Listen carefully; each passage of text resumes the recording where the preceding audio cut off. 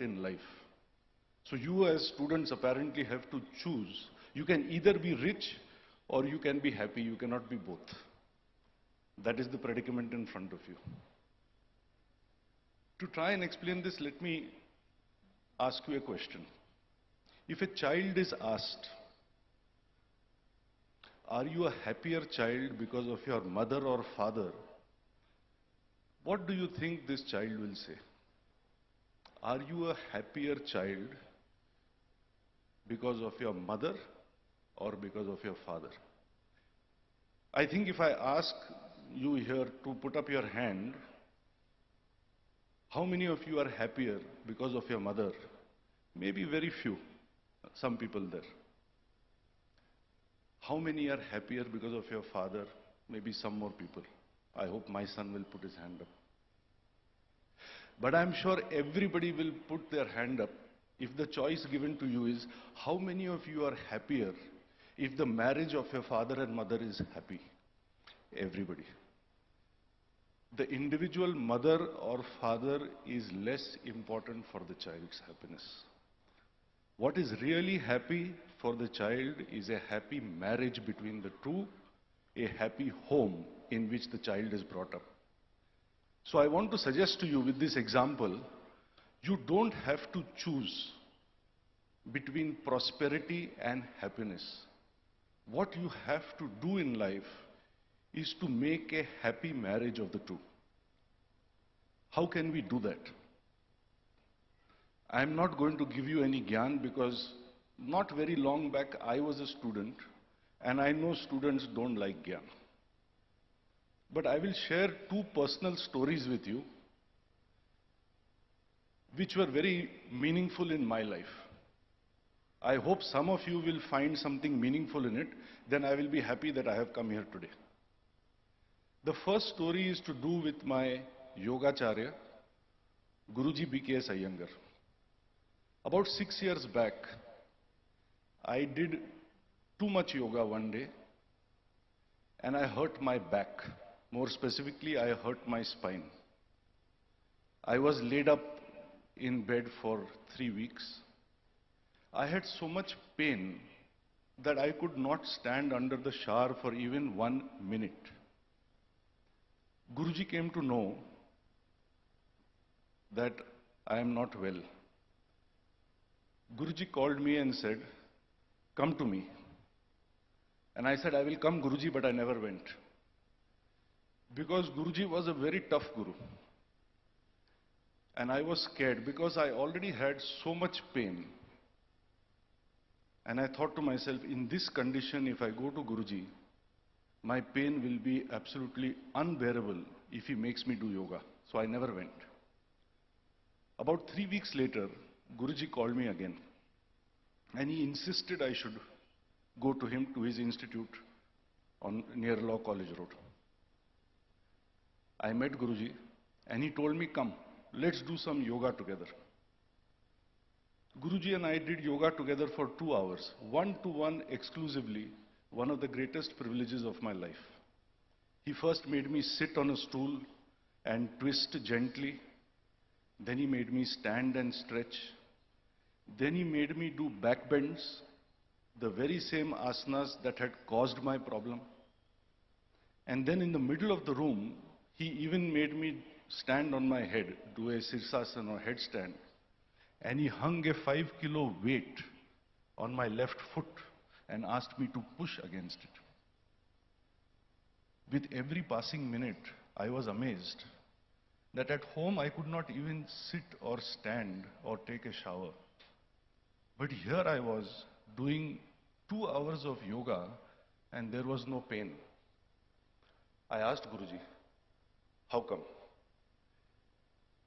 What he told me in one word is the first word I want to leave with you. The word was direction. He told me pain in life is not caused by what you do.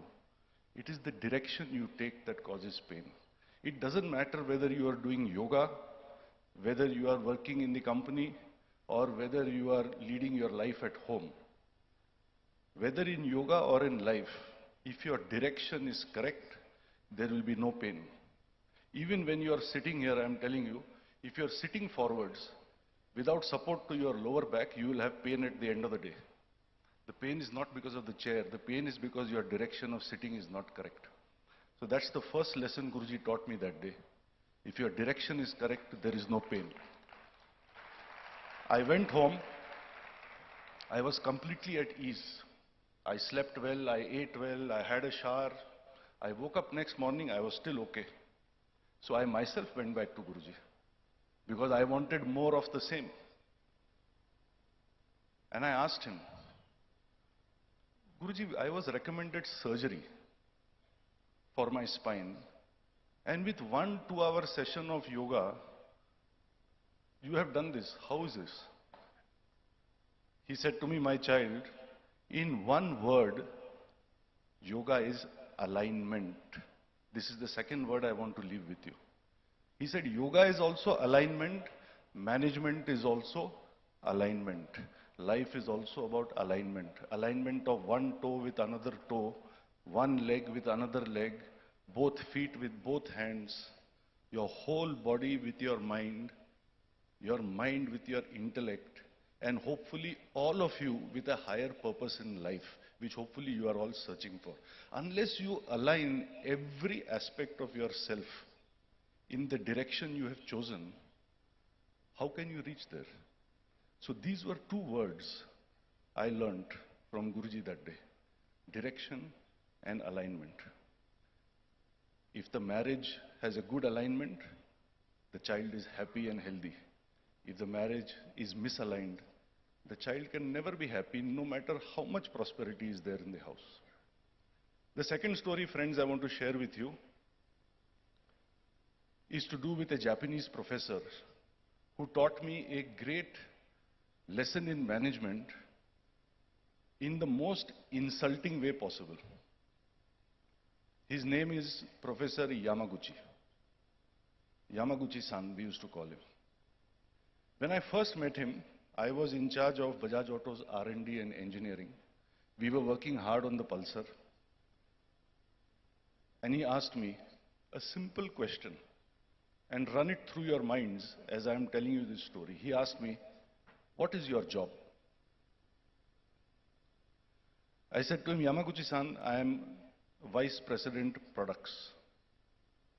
And his exact words to me were, stupid boy. That is your designation, that is not your job. What is your job?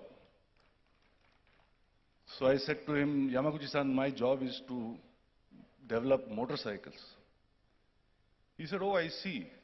You are working on the drawing board or on the CAD station.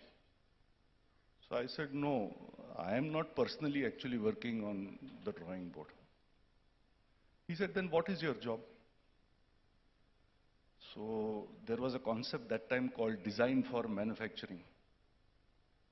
I said to him, Yamaguchi-san, my job is to make a design which is very, very efficient for manufacturing. He said, oh, now I understand. Working on the machine is your job. I was thinking to myself, I am Rajiv Bajaj and he's making a worker out of me.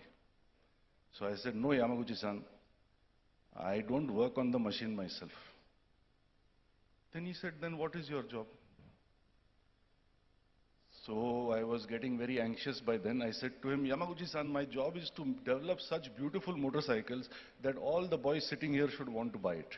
Maybe some girls also, I don't know. He said, oh, now I understand. You are salesman in dealer workshop. You are working in dealership. I said, no, Yamaguchi-san, I am not doing that also.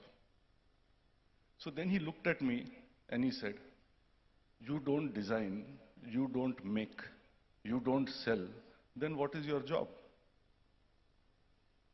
Then after some time he smiled and he said, I know you are a manager, only talking is your job. So he said, you people, you so-called managers in companies, you don't do anything with your own hands.